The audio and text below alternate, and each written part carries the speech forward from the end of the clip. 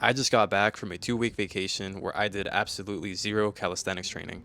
All of my skills were negatively affected by this, but through consistent training and better programming, I managed to gain all of my strength back and even break plateau to surpass my limits.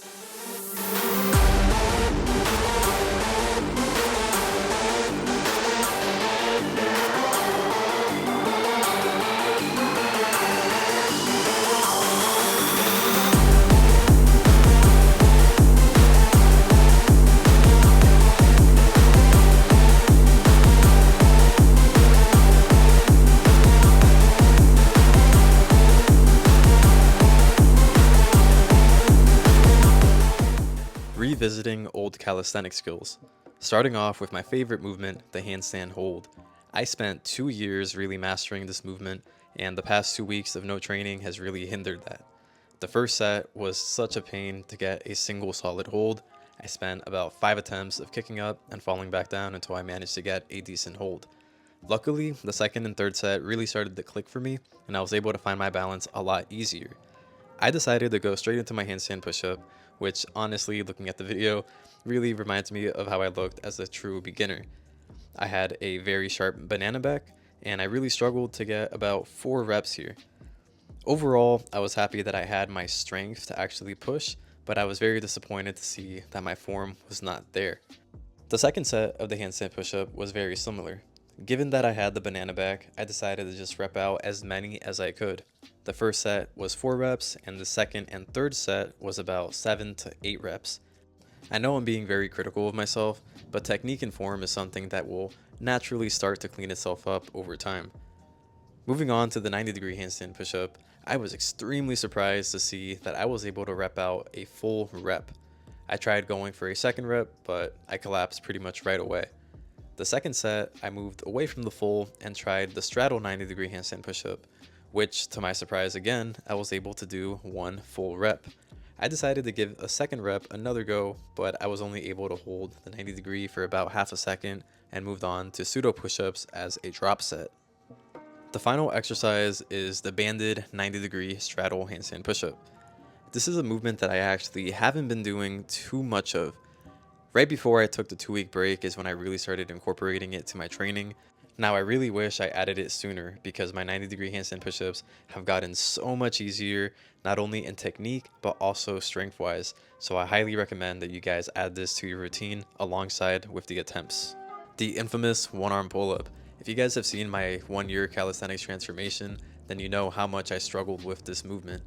Unfortunately, I haven't been progressing with it too much, and I have decided to completely drop the skill in order to train more basic pulling movements, such as these face pulls, pull-ups, and other variations to help me better progress in the front lever and the front lever pulls. I do plan on going back to it eventually though. Planche and front lever. These were honestly the two skills that I was most excited to train again, but I was also extremely nervous. I wasn't in a good spot with the planche before the 2 week break. I was relying a lot on bands, so I decided to go for these freestanding attempts just to see where I was at. I was pretty happy that I could even hold this advanced tuck, but I do want that straddle bad. This front lever was such a heartbreak because before the 2 week break, I had it pretty much unlocked for about a solid 5 to 10 second hold, and now I'm struggling to even hold it for a 2 second hold. Then I decided to do the straddle planche press to handstands and returning to a straddle planche. I don't know why I thought this was a good idea because the straddle planche alone was already giving me a lot of difficulty, and I decided to do this with a medium resistance band. I do change this in my training later on, as you will see, but I wanted to include some of the mistakes I make as well. I also started in a 90-degree hold and tried pushing up into a planche to do some planche push-ups. This one was a little bit of a momentum-based exercise, but still one of the ones that I enjoy. Remember that this is the first session back. I had the handstand push-up and one-arm pull-up. The second day consisted of front lever and planche, and the third day, which you will see in a little bit, consisted of leg day.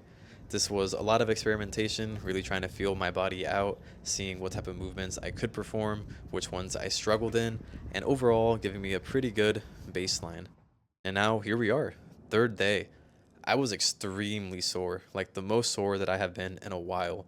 My elbows were achy, my biceps were absolutely killing me. So I decided to do some leg work, something that I have been slacking on. I'm not gonna lie.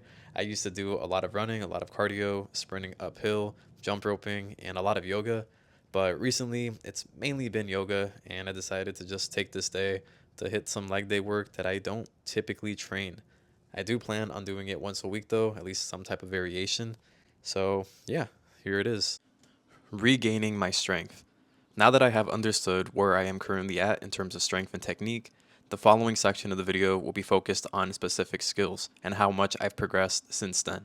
This is currently my second session of the handstand pushup and 90-degree handstand pushup, and I'm very happy to see that my progress is coming back.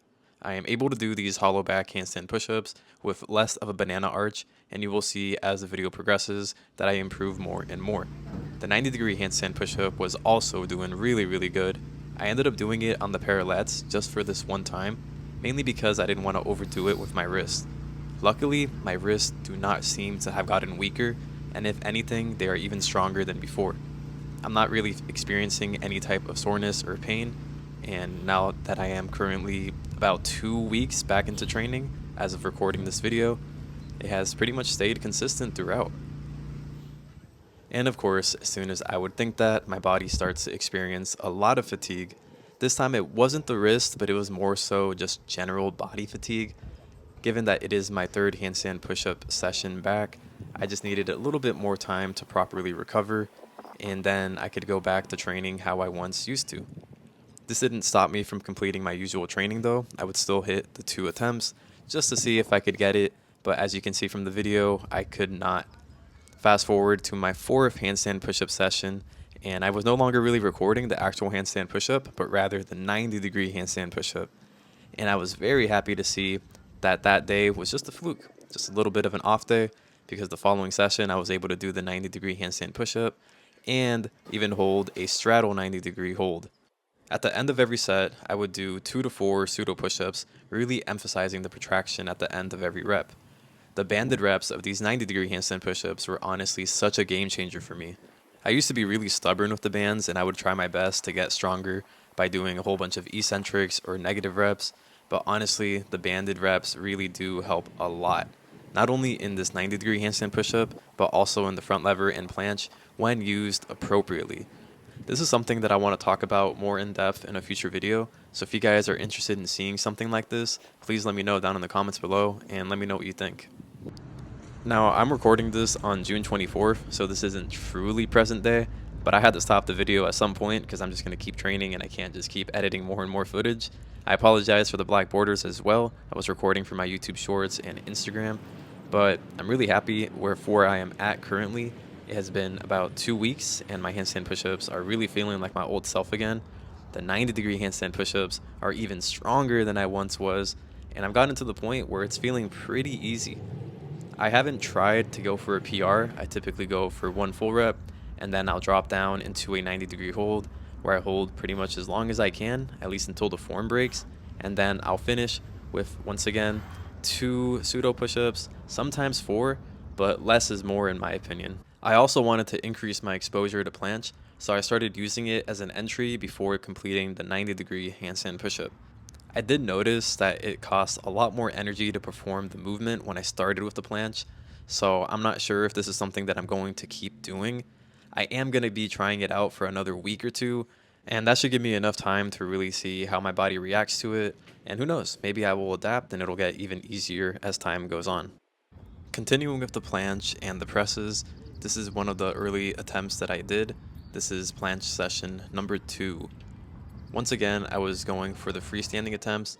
At this point, I wasn't really feeling the bands, but this is also the time period where my body was feeling extremely fatigued. My 90-degree handstand push-ups were struggling, and my planche was struggling as well.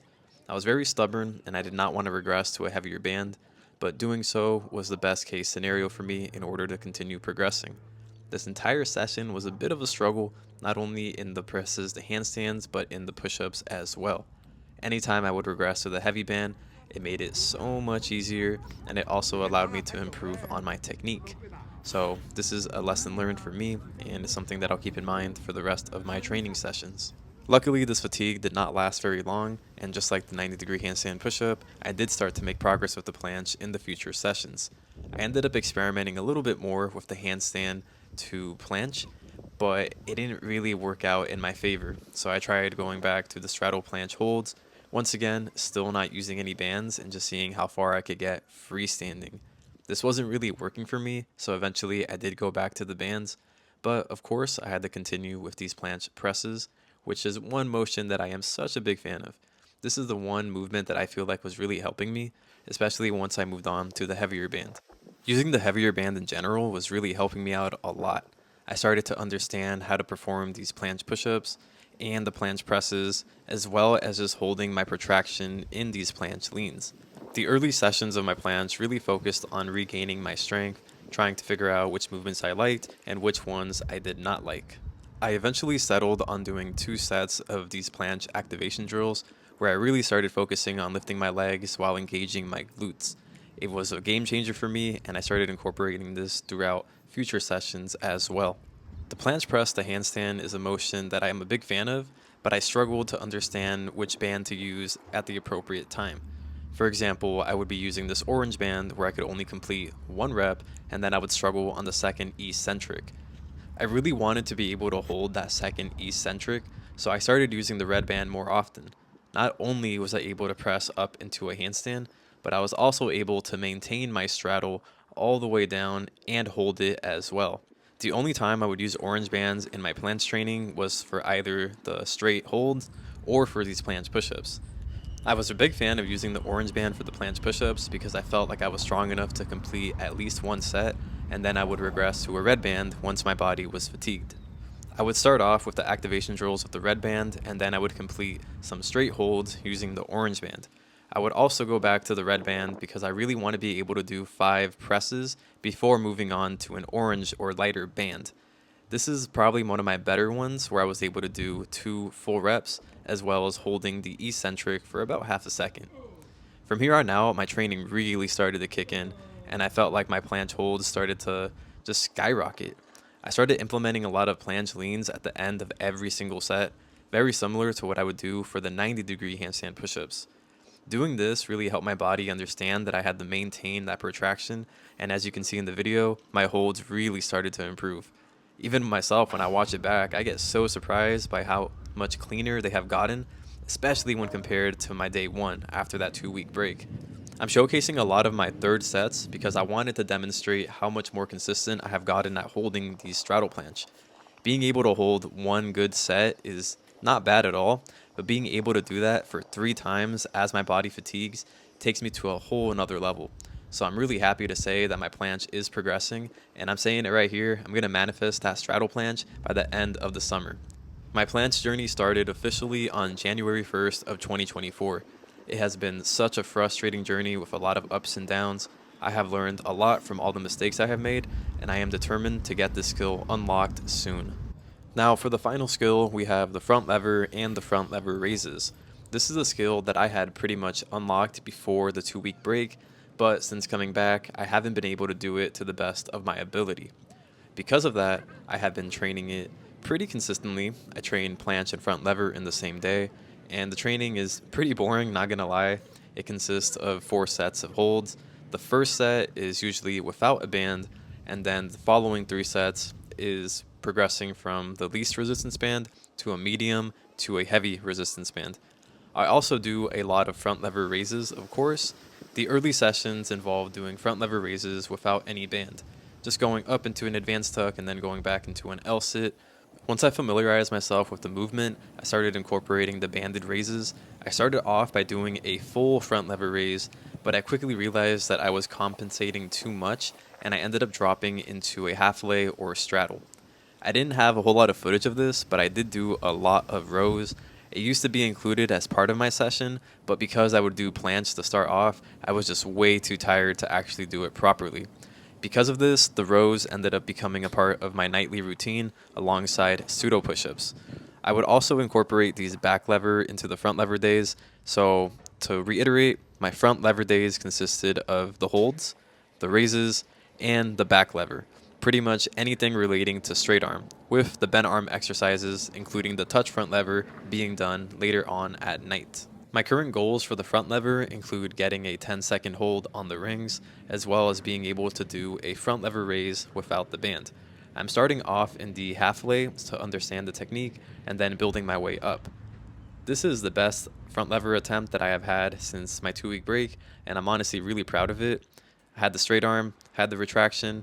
I ended up going into a advanced tuck slash half lay, somewhere in between, and finished off with these front lever raises.